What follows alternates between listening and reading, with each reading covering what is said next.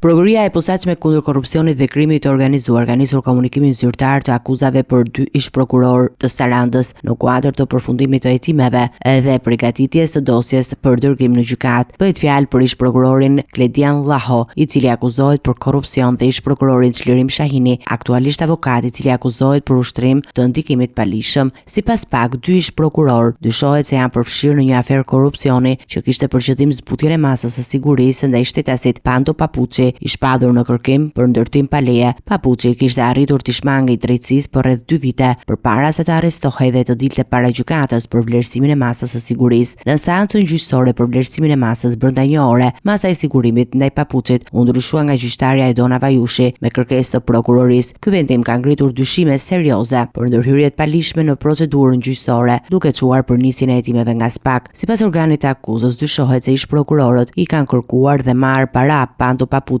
në këmbim të ndikimit të tyre për zbutjen e masës së sigurimit. Prokuroria e çështjes Manjola Kajana ka bërë të ditur se Kledian Llaho dyshohet se ka përfituar 30.000 euro, të cilat i ka marrë përmes mikut të tij, biznesmenit Vasil Bakalli. Nga hetimi rezulton se Bakalli i ka siguruar këto vlera monetare në Greqi. Ndërkohë, sipas PAK-ut, ish prokurori Çlirim Shahini, i cili ishte edhe përfaqësues ligjor i Pando Papuçit, dyshohet se ka marrë 25.000 euro në këmbim të ndërhyrjes për të kërkuar nga gjykata caktimin e masës së sigurimit. Detyrim paraqitje. Në total, prokuroria e posaçme dyshon se janë paguar 55.000 euro për zbutjen e masës së sigurimit ndaj Papuçit. Hetimet për këtë çështje janë drejt përfundimit dhe pritet që dosja të kalojë gjykatës për shqyrtim, ndërsa SPAK e cilëson rastin si një tjetër shembull të hetimit të korrupsionit në sistemin e drejtësisë.